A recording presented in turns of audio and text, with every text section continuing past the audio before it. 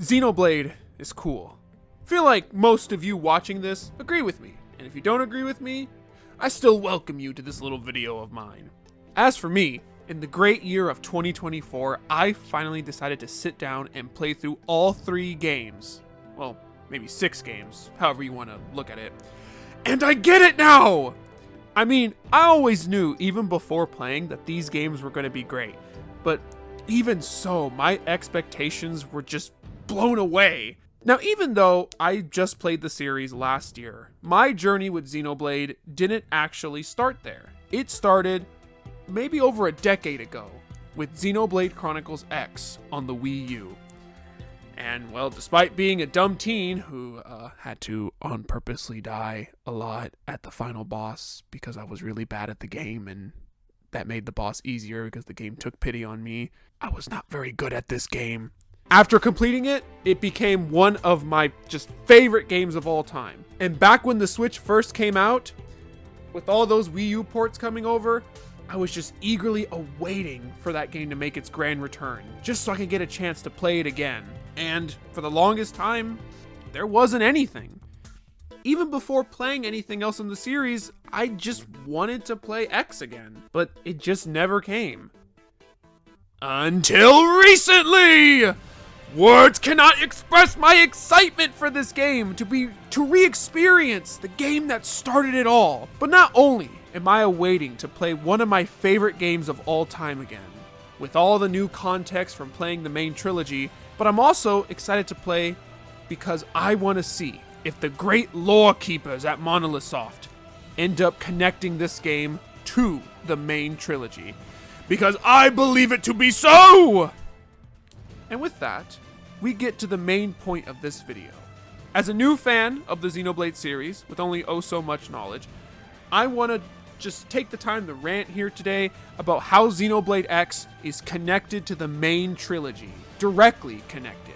Or at least share my thoughts and that just really deep feeling that it is. Now, some notes before we start. 1. Spoilers, obviously. Even though we won't be talking about the main plot of each game, it's still very much best for you to experience these games completely blind. So I don't want anything I could talk about here to ruin any kind of experience. 2. Despite how long this video might end up being, I've only played the main Xenoblade trilogy. So my knowledge only extends to there. And I've forgotten a good portion of stuff from Xenoblade X, but I'm not going to really go back and remember just because I want to re-experience that, like, for the first time again. You know that feeling. Also, I have not played Xenosaga or Xenogears, and I know extremely little about both. So I don't expect to get everything truly correct. I might miss some details or even get something wrong, but in the end, this is just me being a nerd and wanting to share my thoughts on a series that has become one of my favorites. This video is for nerdy purposes. Now, allow me to set the stage a little bit. With the man himself, Tetsuya Takahashi. The man behind everything Xeno. The Xenogears. The Xenosaga. The Xenoblade. The Xenomorph. As most people know, he wanted to make a game with 6 parts, starting with Xenogears. He made that one great successful game, but sadly Square Enix didn't give him the chance to make anything more than that. For whatever reasons there was, just wasn't meant to be. Eventually he would leave Square Enix with a group of people and form what we now know to be as Monolith Soft. And they would team up with Bandai Namco to give us Xenosaga. Again, the plan was the exact same. 6 games to tell a 6-part story. But once again, it just wasn't meant to be. Just 3 games, which, might I add, I thought was kind of weird because I thought Xenosaga was relatively successful enough, but I guess it wasn't if you're only going to get 3 games and not 6, so... Now, all of this leads us to Xenoblade. Now, I'm not sure if this is a confirmed thing, but if I had to take a guess, I don't think Xenoblade was made with that same idea to be 6 games. I mean, the first game wasn't even going to be called Xenoblade. It was going to be called Monado, the Beginning of the World. And it is my belief that it was just supposed to be this. Just this one game. This game, if you've played the rest of the series, is very different. It feels different. It feels more self-contained. It's not too huge on lore, and just everything about it just seems like it was just meant to be that one game and nothing else. Even stuff with Klaus and the experiment towards the end, I think that was just some nice little thing to add, some big thing to have a mystery and have gamers continue to think about it for the oncoming generations or whatever. I really don't think that Mr. Takahashi planned for the series to go really past this. I mean, how could you blame him? I mean, he got his chance to make that 6 games, at this point now, 3 times, and first 2 times didn't happen, but little did he know, it was gonna happen with this one. This leads us to Xenoblade Chronicles X, the original one, back on Wii U. Now, compared to the first game, this game is a lot more. It's a lot more sci-fi, akin to Xenogears and Xenosaga. It seems to have a lot more lore compared to the first game, and is really feeling like it's trying to set up something. Feels like there's a lot here. In fact, there's so much here that they didn't even finish it. The game ends with a huge cliffhanger with all these unanswered questions, and for the longest time, it just felt like that was all we were gonna get, because, well, if you know the Wii U, you know that this game didn't do that well, because if the Wii U's not gonna do well, then neither are the games on it, sadly. Later on, the devs would explain that if they were given the chance, they would like to sort of restructure the game's story. And even seeing something like the art book, there were a lot of things that just didn't make it into the final game, which we will come back to this topic. Now we get to the big one. Xenoblade Chronicles 2. This is the game where everything truly starts. Now, I've done a bit of research, and I can't find anything that gives definitive answers on the canonicity of this, but even so, I believe the inclusion of not only Cosmos, but Shulk and especially Elma cannot be a coincidence in this game. Now, with Shulk, it obviously isn't possible. There's too many conflicting details, and there's just no way for him to meet Rex before Future Redeemed. As well as have the Monado and be with Fiora, especially with her appearance with long hair. And the fact that you can only recruit him and bring him to Alres after you defeat the final boss, I feel like that goes to show that it's not really that canon. Cosmos, I can't say anything definitive since I don't know the story or timeline of Xenosaga to say that her inclusion here goes directly against those games. But she's a rare blade, and I don't know, she looks a little different from what I understand, but even then, it's a little loose, so I would not be surprised if it leaned more on that non-canon side of things. However, Elma is in a bit of a weird situation, where there isn't anything that says it isn't possible for her being here, and it doesn't completely ruin anything from X, but most importantly, it's how she's here that interests me. You see, whenever you first enter the realm with the Nopon Archsage, Shulk also enters at the same time. And besides introduction, there isn't really an explanation or a reason why Shulk would be here. He just kind of shows up, not even giving a funny explanation why he's here. But Elma is given a long, just weird way to explain how she's here. And even how this won't be a problem for her back on Mira. Specifically, she spoke to a Nopon merchant and was given access to a sort of battle simulator. Even the Nopon Archsage himself mentions that time itself is going to be moving a lot slower back where she's from, so she has no reason to worry. And it's like a conscious thing that why she's here, like it's something to do with her conscious being transferred from there. It's really weird, to say the least. And I don't know why it's her that gets all this. Now, besides the wacky sort of reason why I think she's here, there's also other small things, like how, unlike Shulk, she gets much more of a bigger introduction.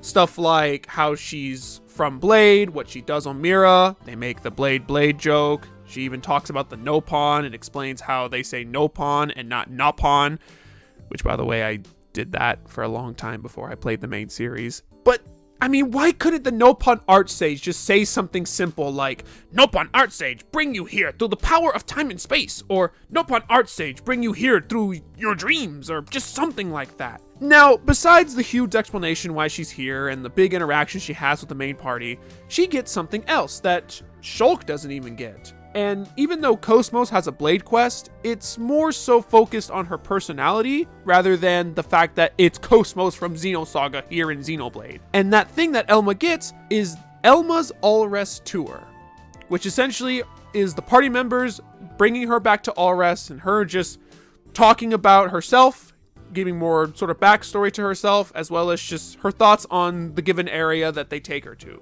Which, gotta say, it's kind of weird. Don't you think that of the three, the one that maybe like the guy from the first game or even the popular girl from the other series would get something? I find it very strange that it is Elma. Also at this time, I mention as well that you can defeat her challenge whenever. So her being able to come to All-Rest can happen at any point in the story. I don't think that matters too much. I just want to throw that in there. Now, like I said, most of the All-Rest tour is just Elma mostly talking about herself or talking about the area.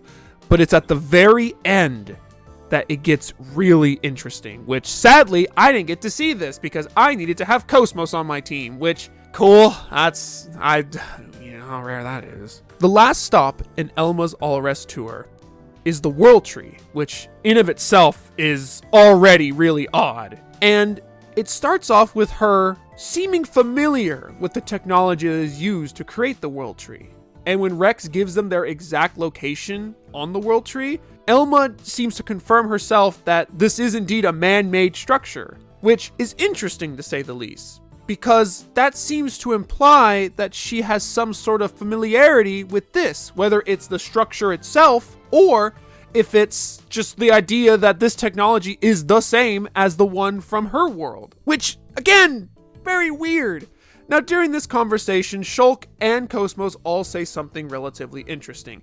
But of course, once again, Elma steals the show here by saying that I feel like it's a bit of a coincidence, or it cannot be a coincidence, that we're all here together. She drops this mega hint that there might be a reason why all three of them, or four of them I should say, Shulk, Rex, Cosmos, and herself, are all here, which is a really weird thing to say. And she even says that she'll use what she's learned here to crack open the secrets of Mira, which seems to maybe set up something, which again, really weird that she says this. I mean, if this is supposed to be a non-canon situation, why not have fun with it? Why not have Shulk say something cool too? Or why not have Cosmos say something? Why not have all these characters interact in a non-canon way just to have fun with it? Maybe mention how they're all glad they met each other, or make some kind of meta joke or something about the series itself. It's just weird to have a conversation like that and end it with just some weird hinty-like text. Especially if you know that Xenoblade Chronicles 2 is where the plan really started to come together. This was the beginning. From this point onwards, they knew exactly what the story was going to be and how it was going to play out. Now for a little bit of a mini stop. So the next game that technically came out was Xenoblade Chronicles Definitive Edition, which in terms of its main story doesn't change all too much. It stays mostly the same, even some of the things that might have been a little retcon in Xenoblade Chronicles 2, most of it stays the same. Rather, it's the existence of Definitive Edition that adds more validity to the fact that yes, they did have everything planned out. The idea to bring Xenoblade Chronicles 1 onto the Switch so that everyone could experience that game's story to prepare for what would be Xenoblade Chronicles 3. And not only that, but Definitive Edition also came with Future Connected, which definitely just spelled out that, yep, something's happening between these two universes. After all, it was said that Future Connected is going to spell out what's going to happen in the future, which it did. And maybe it's not too important, but if you played Xenoblade Chronicles 1, you might be aware of a creature known as a Telethia. And you know, if you've played both games, that a Telethia is an extremely specific creature that can only really exist in the world of Xenoblade Chronicles 1. So it might be a little weird that there's one in Xenoblade Chronicles X, and you know, there kind of was this big tear in the universe that was happening in Future Connected that a lot of Telethia were flying into at once. I'm just saying it might be a little bit of a weird thing. I mean, a bit of a coincidence at that. Something I thought I might point out. Finally, we get to Xenoblade Chronicles 3. Now, I know I've said that spoilers were going to be a thing, but I will say I'm not really going to spoil all that much about this game. Even though a lot of the main plot stuff doesn't really add to my whole everything's connected theory, but there are some things that I feel like I should mention, but I don't want to go too deep into them because my amazing friend, lovely editor, has not played this game, and he plans to play this game. So because of that, I want to avoid spoilers. Yes, I'm being picky about it. The only thing I want you to take note of in this game is the city, if you know what that is, and Mobius Z, as he will come into play a little later on. Basically, if you know what he is and how he came to be and what he's supposed to represent, this will come by later, trust me. The final stop, Future Redeemed. Well, it's where everything truly started, isn't it, with all this? Because, I don't know if you knew this, but there was this one thing in this, this little expansion, a lovely little thing that happened, a lovely thing that decided to speak and really drop a bomb. The fucking radio. Now, throughout all of Xenoblade, especially when 2 was released, it was always kind of theorized that all the Xeno games were connected in some way, albeit sort of in a different universe situation. You know, like, it's that universe connected to this universe, but they're all separate and they all do their own thing. And when I was playing these series, I kept this in mind, as I thought that, Xenoblade X, you know, it's very different. Obviously, it seems to be own separate universe, especially even with the past cutscene in Xenoblade Chronicles 2, it really did spell out that, okay, it probably does take place in a separate universe. Same thing with Xenosaga, same thing with Xenogears. But this radio really had to come through and say something, because now my belief is that they are not just different universes, but rather they all had the same beginning. They are all directly connected. The same point zero. The same origin. Which, I guess, fun fact about the radio I want to throw in here real quick. A tiny story. I actually had a friend who has a friend that loves Xenoblade a lot. And I was always told leading up to this that the radio was going to name drop a villain from Xenosaga, which, like I said, I haven't played that series, so that kind of meant nothing to me, but I knew that meant that something was up. I was not expecting a lot more than just a name drop. Oh my goodness. Now, I'm not going to call out anybody in particular, but when I first experienced the radio, I went to YouTube to have people a lot more knowledgeable in the Xeno series explain it to me in further detail, simply because now I'm curious. You brought up stuff from Xenoblade X? That's my favorite game. That's the one I thought wasn't connected. You're telling me it's actually connected? And it kind of seemed like everyone was more like, Xenoblade and Xenosaga are connected, which that is the bigger one, to be fair. You know, it's definitely two different things as opposed to the Xenoblade 1, 2, 3 and the Xenoblade X being connected. I mean, they have the same name, but there wasn't much attention given to it. And a lot of people seem to also say that maybe it's just a reference. Maybe they're just referencing that stuff. Which I say, Boulder Dash! That is some nonsensical take right there. Where's the imagination? First off, I just want to say I love how the radio gives information. Like, it makes bigger things like the Xenoblade X references in the Earth-Life Colonization Project and Project Exodus, as well as the Coalition government, more time in the spotlight. And especially with the Xenosaga stuff, such as the radio being made by Vector and Dmitry Yuriev. And the Xenogear stuff is there as well, but it's a lot smaller, with only a mention of one tiny thing, because, I mean, it seems like Namco was a little more lenient in letting certain things be used, and I don't think Square would have done the same thing. In fact, if you've seen a lot of Monolith Soft things talking about their history, it seems to leave out that game, despite it being pretty important. Xenogears might not get that kind of a chance to shine, so maybe that's their way of doing it, while also doing exactly what they wanted to do. Connect everything. Because I believe that is the whole purpose of the radio. To give us the information that, yes, it is possible that all of these different Xeno games are all connected in the very end. Which leads me to the Xenosaga stuff. Again, I don't know much about this game, but I've heard and seen that there is some changes in those games' stories that would have to be made in order for Xenosaga to fit properly, which makes sense. But yet, I've also seen this as the reason why Xenoblade X can't work. If you have to retcon or change anything about the story at all to make it work, then that can be done with anything. Just like the beginning of Xenoblade, obviously having everything Xeno be connected was very much likely not part of the plan way back then. So, of course, there will need to be some changes made to all these different games in order to make it work, just like what happened in the first two Xenoblade games. Now, for what's mentioned on the radio itself, I'll admit there's a lot of things for Xenosaga, which of course I don't deny. And I'll also admit, compared to Xenoblade X, it's more solid. A directly named character and logo, very solid things that mean Xenosaga. But for X, I can see how it's not as solid. But I believe this to not only be intentional, but also that it makes sense. The entire game of Xenoblade Chronicles X takes place on Mira, with many characters that would only be relevant there.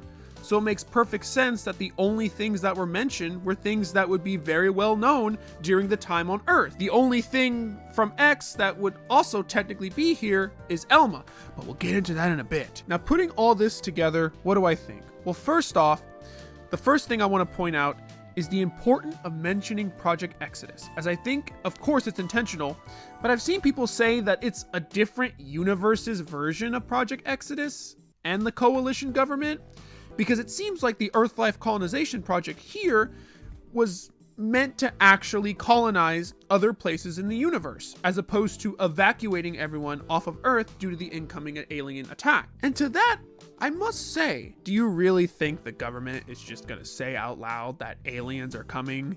Of course not. I believe this project, at least what is known to the public as the colonization project, in reality is meant to be the evacuation. After all, it's said that the government knew this was coming. But also, if you know what happens in X, despite being told that they were trying to get as many humans off the planet as they could, in reality, not everyone was considered. Only those with importance or usefulness, as well as the wealthy and powerful, were the only ones really allowed, and everyone else was left to die. With such a lie as this, I believe that the coalition government kept this whole project under the nose of everyone. And also, in Future Redeemed, it said that some people were actually launched into space, which could easily be those that were considered useful and wealthy at the time. Or I can even entertain the idea that perhaps in the beginning there was a genuine attempt to get people off of the planet as quickly as possible without causing panic. But I think at some point, the project suddenly shifted from saving everyone to simply preserving the legacy of humankind. Whether this was due to time running out or even a lack of care from those higher up, I think this might be more true than we think. And well, let's just say perhaps someone or some group of people found out about this shift and proposed, some kind of human rights protection bill? Something to ensure that the government has the people's best interest in mind? But we've seen how that ended with Xenoblade 2 and the direct attack against the Beanstalk with the conduit on it, and with Xenoblade X telling us how everyone back on Earth was left to die. And on another note, I know I'm not aware of a lot of things from Xenosaga, but I do know that Dmitry Yuriev is a villain. And I'm also aware that the Saviorites, a group of people mentioned in Xenoblade Chronicles 2, are possibly the same faction with a slightly different name in Xenosaga, with connections to Dmitry. And we know that he seems to have some kind of political power, so using that information, it wouldn't be surprising if maybe this guy is using the Saviorites to further his own goals, or if this group is simply using the facade of human rights to cover up their real intentions, which would explain their direct attack on the Beanstalk. By the way, while writing this, I looked up stuff about Dmitry, and yeah, seems like I actually could be correct with what I'm saying here. All of this, along with how Future Redeemed is supposed to show us the future of the series, just like Future Connected, and we have this radio just casually mentioning all these things, bringing the Xeno series closer together, I have pretty high confidence in saying that Xenoblade X is 100% connected to the main trilogy, as well as Xenosaga and Xenogears. Plus, the Earth-Life colonization project is just so perfect to setting up everything outside of the main Xenoblade trilogy. It gives an explanation for Gears and Saga, and X to have humans in space, and away from Earth. Plus, all three mention Earth no longer existing. And this can even explain how Saga can have actual humans and not mimiosomes, as they most likely were among the first to leave Earth, perhaps back when it was a genuine attempt to evacuate. While Xenoblade X tells the story from the point of view of humans after the project change. I also want to add this since I think it needs to be said, but the future of Xenosaga is somewhat up in the air. Now I know the pain of waiting for a new game / remaster or even remake, but it is true that it is up in the air. Now I don't want this to be the case, obviously, but I'm just saying it's a possibility because there's a good chance that it may not happen or it might.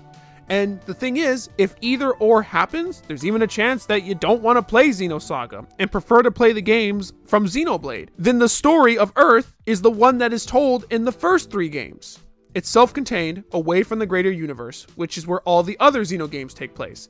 And if you can't experience Xenosaga, then Xenoblade X would be the perfect way to tell the story of the universe away from Earth, or even tell the universe story from the Xenoblade point of view, since even with Xenosaga, I imagine it goes beyond just the universe in general, with all the crazy sci-fi stuff that it does. So now with all of that, we finally get to what's happening right now. Xenoblade Chronicles X Definitive Edition. Now, the game isn't out yet, but the trailers show us a good bit of info that shows a lot of interesting things. Like, I don't know, that there seems to be some changes going on in the story, perhaps? Now, I know everyone has seen a lot of the main stuff from the trailers, and of course have said that the game doesn't look like it's going to change all that much. And this is most likely true. I believe that a good maybe like 70% or 80% of the game is actually going to stay intact and remain exactly the same as it was back on its Wii U release. However, the thing is that unlike, say, Xenoblade Chronicles 1 Definitive Edition, that game's story didn't need to really be that change. It still told its story, it still had its connections to 2, and as well as the future of the series. So there wasn't a lot that needed to be changed. In fact, the only thing that did change was the fact that Alvis, who had a random key around his neck for some reason, was now replaced with the core crystal from the Trinity processor. But in X, there is a lot that would need to change. And we see this in characters that once didn't exist, now getting their second chance. Things that were not a part of the main game story back then are now making their reappearance now. And not only that, but one of the most recent trailers gives us an even further look at that. Yes, we're going to get more content besides the ending of the original game. More things are going to happen. And if you're aware of the intro to Xenoblade Chronicles X, you know there are 2 alien factions. The Ghost and whatever faction the Ganglion were a part of, the opposite side, essentially. Now, the game doesn't really focus too much on the Ghosts themselves. They are kind of kept in the dark, but I remember back then, people would always say that the Ghost looked a lot like the Gnosis, or whatever the aliens are called in Xenosaga, that they were very similar to each other, which, of course, could mean something, but didn't really mean too much to me at the time. But in the most recent trailer, there are these things that pop up that are obviously Ghost, and they're mentioned to be the Ghost. And I remember at first, the giant thing that's making Mira disappear, I thought they were annihilation events, things that took place in Xenoblade Chronicles 3. But I've learned that the game has directly called this out by saying, no, it's not this, it's something else. And the Ghost appear to be attacking these humans, and they appear to be turning them into dust, which doesn't mean much to me as a person who's played the main trilogy, but it seems to be exactly what the Gnosis do in Xenosaga. This cannot be a coincidence, my friends. And not only that, but there is one particular Skell that makes an appearance in fighting all of these ghosts that has cores in it that look very similar to Ouroboros from Xenoblade 3. This can also not be a coincidence. They are setting something up. There's something there. I refuse to believe that all of this is a coincidence. Now, we'll find that out when we find that out. Now, there is one problem when it comes to connecting Xenoblade X to the main trilogy. One problem, the one thing that I just continuously have problems explaining. The Earth kind of blows up in the intro of Xenoblade X. And also, as I've said before, the past cutscene that happens in Xenoblade 2 doesn't appear to be showing an alien attack of any kind. And to that I say, I honest to God have no idea. Now, I have 3 theories that could explain this. They're not all very solid. Well, maybe one is kind of solid, but they're all not very solid. And they're probably not going to help explain anything, but I'm going to try. So first off, which is probably the most possible thing, is that I don't know if the stuff from Xenoblade X is necessarily going to change, if it is going to be the same story in that moment. What that means is that I don't know if the cutscenes are going to be directed differently, is what I'm trying to say. So there's a chance that that opening, just like the ending of Xenoblade 1 Definitive Edition, stayed the same despite the fact that it goes directly against what is shown in a later game. So in other words, how the first game shows that it's a space station, it seems to be more of an experiment of some kind, as opposed to there being a rebellion or there being attacked, and how it wasn't an experiment. It seemed like one mad scientist letting his ego get to him. And in X, could very well just be that they're not going to include that, even though they probably should. But that is probably a possibility, that they just didn't change the cutscene to reflect this new information. But I'm gonna go a little more imaginative than just that. I also want to say that I cannot be the only one that finds it weird that the way the Earth blows up just looks so much like what happens with the experiment and the conduit activating, which I find it odd that despite having the ring that goes around and showing how the Earth gets covered in this energy, the explosion itself is never shown directly at the Earth's perspective. So in other words, it's always from a zoomed out perspective, which obviously wouldn't be what happens in X. Now, another thing that is probably not going to add anything, but the last thing I have is that I have a funny feeling. So basically, if you know the lore of Xenoblade, it seemed to be at first that they were 2 separate universes created, and this is true.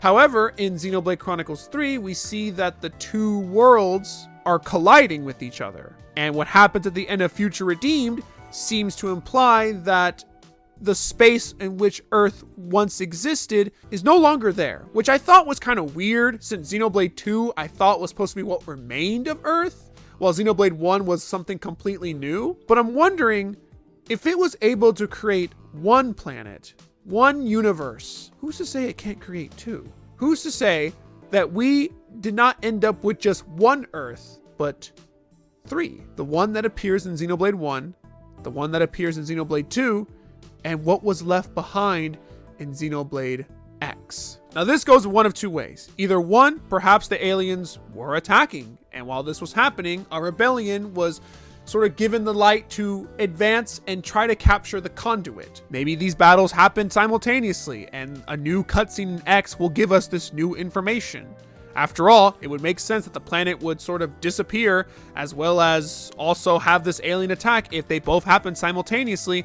That's a little harder to pull off though. So instead, what if this conduit situation happens before the aliens show up, and only parts of Earth ended up being sent to one universe, and a lot of other stuff was able to create something new. This sounds a little harebrained, I know, but this is like the only way I can explain it until the actual game comes out and either confirms or debunks all of this. It sounds crazy, but just hear me out. Like, what if though? What if? Like, what if there are 3 Earths and one disappears either much later or at the same time? It sounds dumb, I know, but I want it to be true. I'm trying here. Look, it's messy because it's the one part I cannot explain. No matter what I try to do, I cannot explain it. It's very hard. Now, the final thing I want to mention, and this is something that doesn't necessarily connect everything, but it's a theory I want to throw in here. So I've talked about her before, but Elma is kind of weird. So if you know the story of Xenoblade X, which spoilers right now, she is actually not a human. She's an alien. An alien which origins are not given. It's not given in anything in Xenoblade X. It's not given in anything in Xenoblade 2. She's just an alien that randomly showed up to try and save Earth, to save humanity. But as I did research for this, I started noticing some weird things about her. So first off, if you know Ontos, Logos, and Numa, the 3 blade cores, those 3 entities are very based on the idea of humanity. As in, Logos and Numa, in their blade forms in Xenoblade Chronicles 2, were meant to gather a bunch of data from all the blades and all of human experience to sort of help recreate the world. In Xenoblade 1, we have Ontos, who definitely takes on a much more interesting role, especially towards the end of Xenoblade 1, but also the role he plays in Future Redeemed, in which, once again, his interest appears to be with humanity, to take them away somewhere beyond into the stars, which is weird, because Elma seems to be fulfilling this goal relatively the same. And I really thought about it, especially when it's revealed in Xenoblade X that the Earth Life Colonization Project did not go as morally correct as it should have, leaving people behind. Even Elma agrees that the decision making was not right, but she still went along with it. And it comes off to me that her goal was saving humanity as opposed to saving everyone. Like there's some kind of bigger goal out there.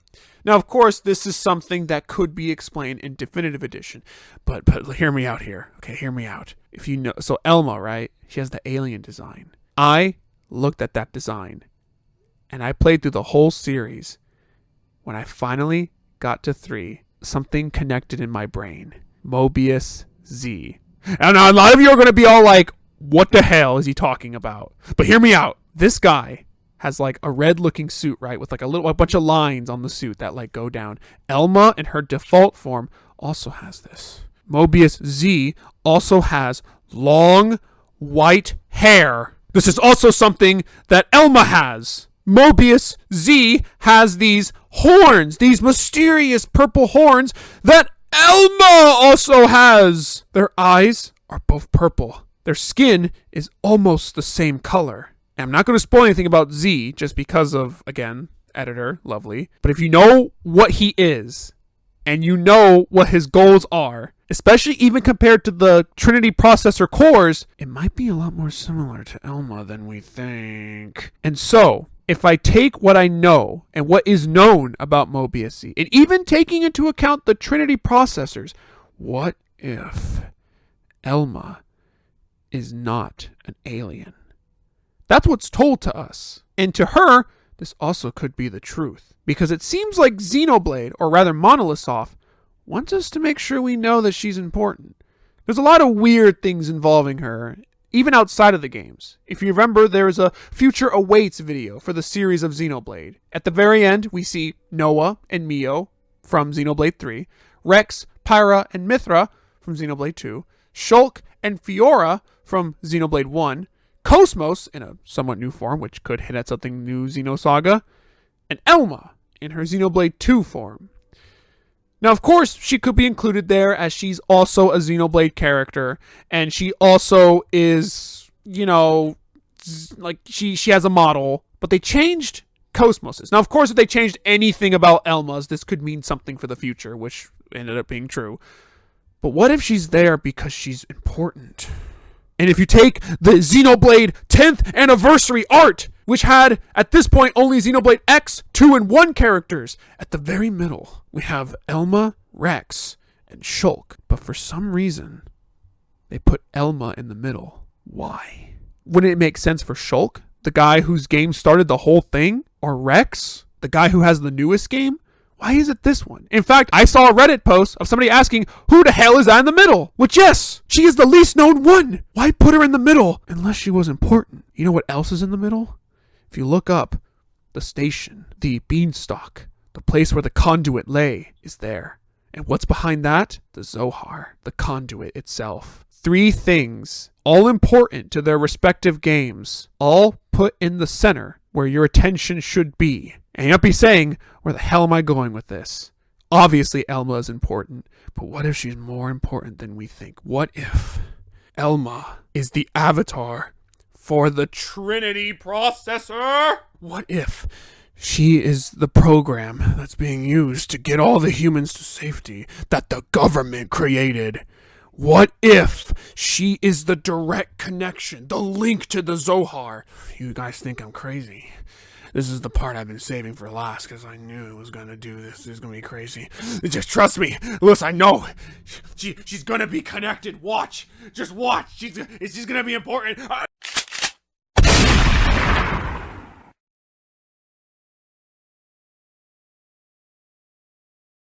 just want to take the time to say thank you for listening to my little video here. It wasn't super flowy, but listen, I just want to be a nerd about a series like this. There's a lot of theories going on right now, a lot of excitement. Like I said, I am really excited for what's coming up in Xenoblade X. Anyways, I thank you for watching. We'll see what happens next. Adios.